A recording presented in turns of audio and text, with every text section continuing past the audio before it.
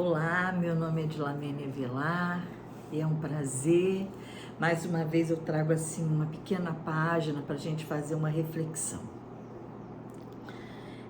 Do livro Caminho, Verdade e Vida, e é muito interessante saber e fazer. É o capítulo 49, não é página, capítulo, tá? Porque cada edição muda a página, eu não vou citar a página. Saber e fazer. Se sabeis estas coisas, bem-aventurados sois, se as fizerdes. Jesus. João, capítulo 13, versículo 17. Entre saber e fazer existe singular diferença. Quase todos sabem, poucos fazem. Todas as seitas religiosas, de um modo geral, ensinam o que constitui o bem. Todas possuem serventuários, crentes, propagandistas, mães. Os apóstolos de cada uma escasseiam-se a cada vez mais. Há sempre vozes habilitadas a indicar os caminhos. É a palavra dos que sabem. Raras são criaturas que penetram valorosamente a vereda, muitas vezes em silêncio, abandonadas e incompreendidas. É o esforço supremo dos que fazem. Jesus compreendeu a indecisão dos filhos da terra e, transmitindo-lhe a palavra da verdade e da vida, fez a exemplificação máxima através de sacrifícios culminantes. A existência de uma teoria elevada, envolve a necessidade de experiência e trabalho. Se a ação edificante fosse desnecessária, a mais humilde da tese do bem deixaria de existir por inútil. João assinalou a lição do mestre com sabedoria.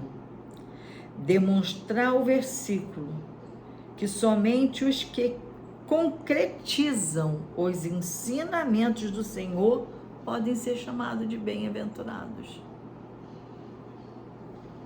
Aí reside, no campo de serviço cristão, a diferença entre a cultura e a prática, entre o saber e o fazer. Emmanuel. E aqui começa a nossa jornada da nossa reflexão de hoje, né? Saber está ligado ao seu intelecto, ao cognitivo, ao conhecimento que você adquire, né? No colégio, cultural, isso é o saber. Então, hoje, nessa era digital, todo mundo sabe tudo, né?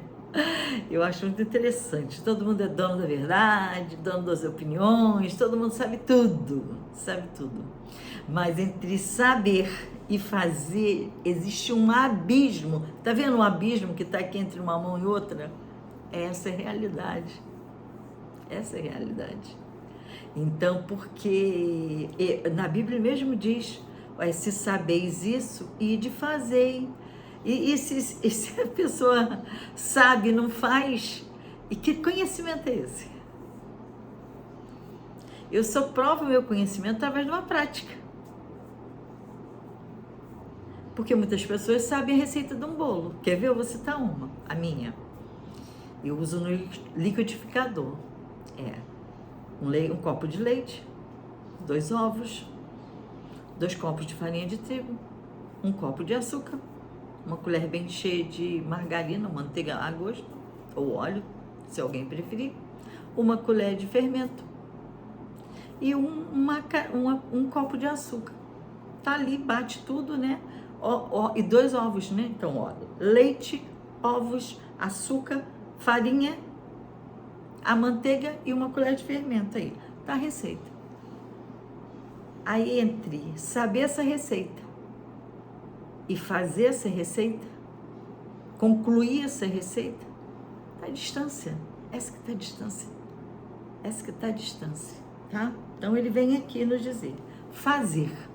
Fazer uma ação. Eu faço bem o que eu faço, um bom profissional. Fazer é concretizar. Nossa, fulano pediu alguém para fazer uma planta, mas ele foi lá e fez a obra. Então, ele concretizou algo que estava no papel, que dá para amassar, queimar, jogar fora, e solidificou, tá?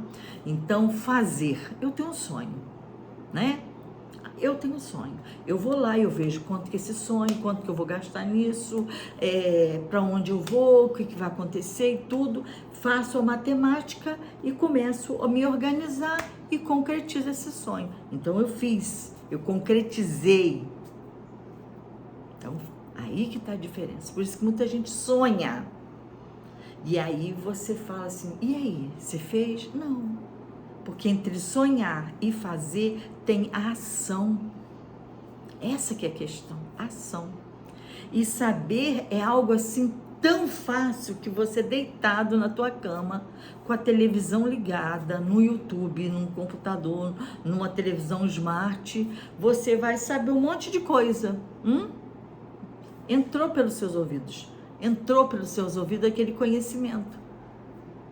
Aí tá lá uma reportagem linda de pessoas que cuidam dos animais perdidos, que estão sem condição de sobrevivência, ou aquelas pessoas que assistem as pessoas que vão lá no hospital levando carinho, esses doutores da alegria, aquela pessoa que vai pra rua e oferece marmitex para aquelas pessoas que estão famintas, às vezes 2, 3 dias sem comer. Aí é outra coisa. Tá vendo a diferença? É muita diferença. Então as pessoas pensam que é a mesma coisa, mas que não é a mesma coisa. Então entre saber e fazer existe singular diferença, e aqui ele deixa bem claro mesmo. Quase todos sabem, mas poucos fazem. Aqui referente muito à questão religiosa, né? A gente vê que as pessoas têm preferência religiosa, pratica aquele culto e tudo mais. Tá bacana, perfeito, né? Você assiste 200 missas, você virou padre? Não. Isso não te qualificou, né? Ele foi lá, ele foi para fazer teologia, ele foi ser preparado, ele passou por aquele trâmite todo, essa é a diferença, né? Aí é que começa a fechar o gargalo, tá vendo? Começa a diferença. Então, existe aquele que vai para casa religiosa e regaça a manga, vamos lá, vamos fazer, vamos acontecer, vamos trabalhar, né? Existe o propagandista da religião. Ele vai fazer um outro tipo de atividade, que é o que eu estou fazendo aqui agora. Estou divulgando a doutrina espírita. Eu estou divulgando uma obra do Chico, tá? Quantos anos você faz isso? Eu faço isso há 22 anos. Legal. Então, tem 22 anos que você faz isso. Tá. O que você fazia antes? Não, entrei na casa espírita para trabalhar no trabalho mediúnico. E de lá para cá eu fiz várias atividades. Entendeu? Então, a gente vai fazendo coisas. Por favor, eu não estou aqui contando vantagem. Eu só estou mostrando que existe diferença entre uma pessoa que frequenta um lugar religioso, como um clube. Eu vou lá, eu não estou bem, eu deixo a minha zinhaca tudo lá, papá, tá bacana. E aquele que vem para, o que eu posso somar? O que esse lugar está acrescentando em mim que, por gratidão, eu vou retribuir? Fazem todas as diferenças. Tá? Porque senão você chega, ouve um ensinamento e ele sai por aqui. porque nem coloca em ação na vida, nem compartilha o ensinamento e, nossa, que palestra maravilhosa! Aí você pergunta assim, qual a parte que você mais gostou? Não, mas foi tudo maravilhoso. Entendeu? Então eu tô aqui citando uma página. O que eu faria? Terminou essa falação da John Lamene, que fala pra caramba, eu pegaria o livro e ia ler, para ver o meu entendimento. O que eu entendi dessa página? O que Emmanuel tocou no meu coração, né? Então ele fala aqui, mães, quando ele fala mães, a coisa muda. Emmanuel é desse jeito. Apóstolos escasseiam, mas por que apóstolos escasseiam, Dila? Porque aqui está aquilo que no Evangelho está colocado, gente. A condição do apóstolo é uma total entrega, é a abnegação. A questão toda é que a criatura entra na religião, mas a religião não entra na pessoa. Então, ele não consegue entender que humildade, resignação, paciência, obediência, abnegação faz parte do pacote. Ele quer usufruir, mas ele não quer fazer parte, trazer isso, pôr em prática. Entendeu? Existe a sementinha, ela pode virar árvore, ela pode dar muitos frutos, mas tem gente que prefere continuar só a semente. Essa que é a questão, né?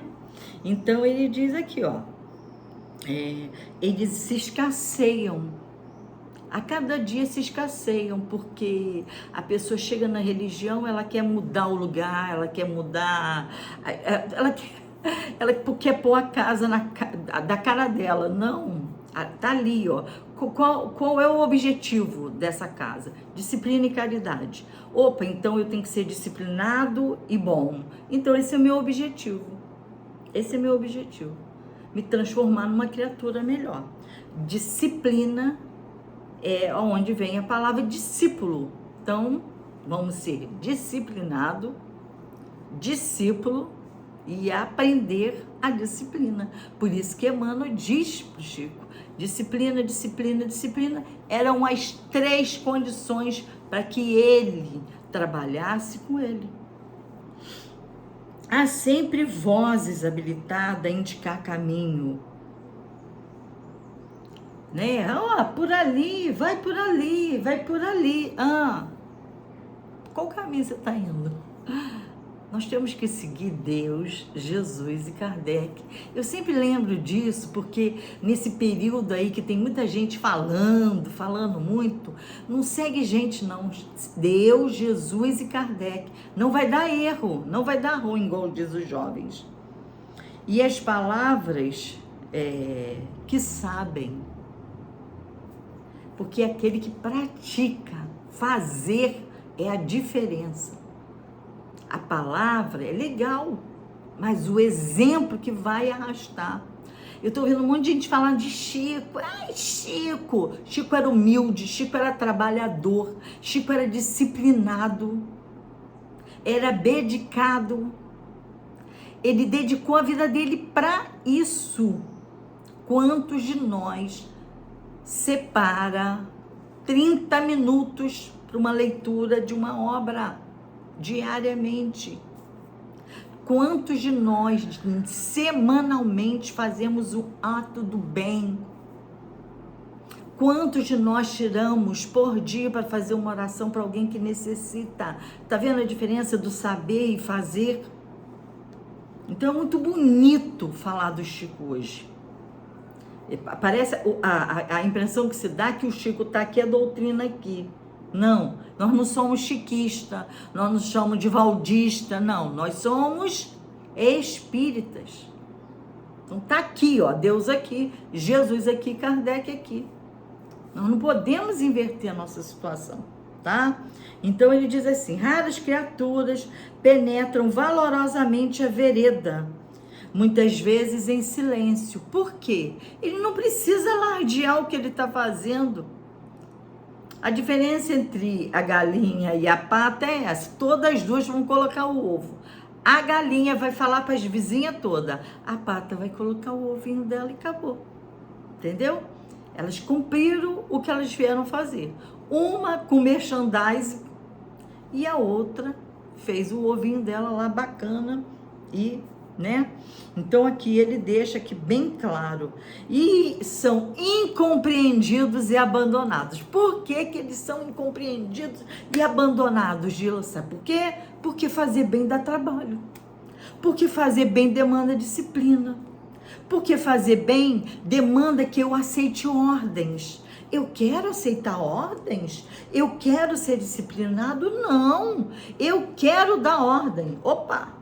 Quem manda aqui sou eu. Onde tem muito cacique, gente, falta índio. Falta índio. Todo mundo é cacique. Então aqui ele deixa claro, né? Ele deixa muito claro. Então o esforço supremo dos que fazem. Essa é a atitude. Essa é a atitude. Olha, é o esforço supremo dos que fazem. Por isso que Jesus pergunta para o discípulo: o que tens? O que você tem? Você tem boa vontade? Você quer se aprimorar? Você quer se aprimorar ou diz que quer? Ah, que distância. Tem uma distância tremenda, gente. O que sai da ponta da língua e o que emana do coração. Por isso que Jesus fala: o homem bom tira tesouro bom do coração. O homem mau, ele só tira coisa ruim, porque é mau o coração dele. Aqui está a questão. Aqui está a questão. Então ele diz assim: Jesus compreendeu a indecisão dos filhos da terra. É óbvio, ele sabe que nós estamos num processo evolutivo e nós temos o quê? Nós temos a sedução da terra. Tudo que está aqui te seduz. E aí, entre Deus, Jesus e Kardec, eu opto por quê? Pelas desculpas. Ah, mas hoje, mas agora, eu sou jovem, eu tô velho, eu tô doente, eu tô isso, eu tô... Vai só na desculpa. Só que na espiritualidade, quando chegar lá, não vai ter desculpa. Vai ser você, a sua consciência e as leis de Deus que estão aqui, né? Então aí que vai pegar, né? Então ele diz aqui, ó: Jesus compreendeu a indecisão dos filhos da terra, transmitindo-lhes a palavra da verdade e da vida. Ele mesmo diz: conhecereis a verdade e a verdade vos libertará. Aí aqui eu abro só um espaçozinho. Você quer conhecer a verdade? A verdade te interessa? Porque muitas das vezes a verdade não interessa. Porque a verdade ia confrontar com as minhas desculpas. E aí não me interessa. Fez a exemplificação máxima através dos sacrifícios culminantes. Então, culminantes, olha só. Mas quais sacrifícios? Abdicou de uma vida conjugal, abdicou de uma vida familiar, tá? Ele abdicou de tudo que poderia afastar ele daquilo que ele veio fazer. Ele mesmo fala: eu e o Pai somos uno, tá? Eu e o Pai somos uno. Então quer dizer,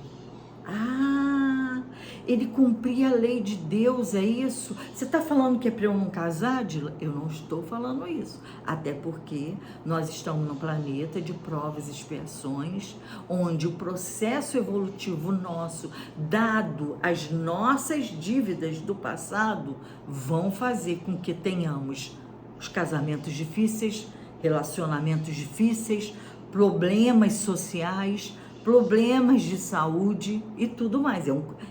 É um pacotinho.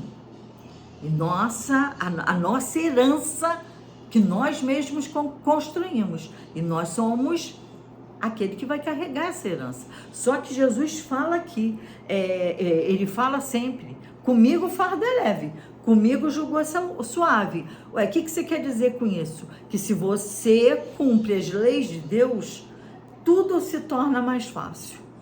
E se você segue os preceitos, os ensinos de Jesus, fica tudo mais compreensível. É nesse sentido. O fardo é leve e o jugo é suave. Tá? Então, ele diz em seguida: a existência de uma teoria elevada envolve a necessidade de experiência e trabalho. Opa!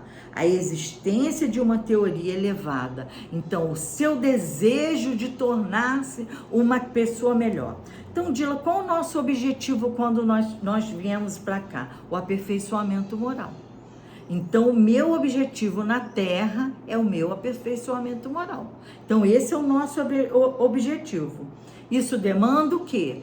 Trabalho, vigilância constante. É o que ele fala aqui, ó. A necessidade da experiência e trabalho. Então, é a parábola dos talentos. Ele deu para alguns 5, para o outro 2, para o outro 1. O que ganhou muito saiu e cumpriu a missão dele. Voltou, dobrou, deu mais 5. Então deu 10. O outro que ganhou 2, deu 4. E o que teve 1, opa, não vou ter trabalho não, vou enterrar isso daí. Vou ter trabalho? Ah, não, enterrei. Aí depois veio dizer: ah, Senhor, eu sei que o Senhor colhe onde não plantou, que o Senhor isso, que o Senhor aquilo. Mas então ele sabia e não fez. Então tá lá na frente, olha lá o título: saber e fazer. Saber e fazer. Então eu sou espírita. Qual é as bases da doutrina espírita? Ciência, filosofia e moral do Cristo. Opa, fugiu disso. Larga fora, repensa seus caminhos. Tá? Nós servimos a Deus, Jesus e a Kardec. Sempre lembrando, né? Então ele fala aqui, ó. Se a ação edificante fosse desnecessária, a mais humilde tese do bem deixaria de existir por inútil. E aí? Hein? Se uma ação humilde, mas simplesinha, humildezinho, pequenininho, insignificante, servir um copo d'água, matar a fome de alguém, tá? Ajudar alguém, uma coisa mínima, que ninguém precisa saber. Um bom pensamento, um bom desejo pelo outro. Ô, meu irmão, que você melhore a sua saúde mentalmente, não precisa alardear para ninguém. Entendeu? Uma coisa humilde. Se ela não fosse necessária, e o fazer, gente, e o fazer seria inútil, né? Seria inútil. Ia ser desnecessário se não tivesse isso na lei. Amai o próximo como a ti mesmo. Amai os vossos inimigos. Fazei isso e tereis a vida eterna. E ser de perfeito. Porque que ele põe em todos os patamares, esses degrauzinhos todos. Em seguida ele nos diz aqui: João, o apóstolo João, assinalou a lição do mestre com sabedoria. Demonstra o versículo que somente o que concretiza os ensinamentos do Senhor podem ser bem-aventurados. Dilo, o que é bem-aventurados? Vamos lembrar? Ah, bem-aventurados são os felizes. Ah, então eu vou ser feliz quando eu cumprir as leis de Deus? Bingo! É isso aí. Quanto mais eu me aproximo de Deus, mais leve fica o meu coração, mais leve fica a minha consciência, mais próximo da minha condição real, que é de filho de Deus, do que quando eu praticando mal, desejando mal, falando mal, fazendo mal, eu me afasto da minha excelência, que é a condição divina de filho. Tá entendendo? Então, aqui eu tô gerando sofrimento. Aqui eu estou gerando sofrimento. Só que nesse momento são os prazeres que a gente enche de desculpa, né? E aí a gente se afasta do nosso objetivo. Aí reside no campo serviço cristão a diferença entre a cultura e a prática, entre saber e fazer. Então eu vou na casa espírita, na igreja, onde for, beleza, eu ouço as palavras, eu ouço os ensinamentos. E que tu fazes disso? Tu compartilha, tu vivencia, mudaste uma coisa da tua vida, repensaste, nossa, isso não está me trazendo felicidade, Senhor, me ajuda, me dê força aqui, me orienta, ilumina meus pensamentos para que eu faça melhores escolhas. Isso é pegar um ensinamento, trazer ele para a prática e fazer a roda girar, né? Então, de fato, na verdade, nós sabemos muitas coisas. A questão toda é o que nós fazemos com todo esse conhecimento que nós temos. Então, por isso que ele fala, muitos são chamados, poucos são os escolhidos, né? Ele fala assim, os trabalhadores da última hora, sim, mas nós fazemos jus ao salário, nós estamos abertos, predispostos a trabalhar, ou eu chego numa casa e começo a fazer exigência, eu só trabalho se for assim, eu só faço se for assim, eu só quero se for assim. São essas as questões que nos afastam desse objetivo aqui superior. Então, as questões a questão de 186, né? Benevolência, indulgência e perdão. O que ele entendia por caridade? Então, nossa, palavras lindas, né? Benevolência, indulgência, perdão, bonitas, né? Belíssimas, né? E a prática? A prática, né?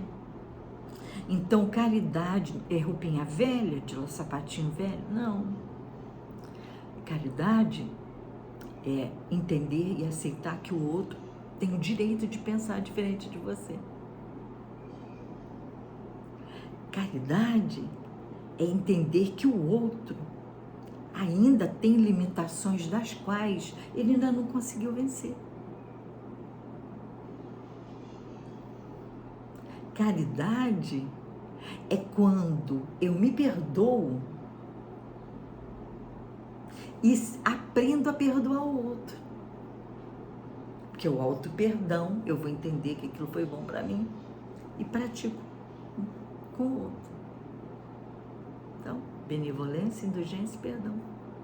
Então, entre saber e fazer, o Livro dos Espíritos está aí, as obras básicas estão aí, tá? O próprio Kardec diz que se uma pessoa lesse a codificação e mudasse de atitude, tudo que ele tinha passado, tudo de ruim que ele tinha passado, porque ele foi perseguido, muitas pessoas abandonaram, muitos amigos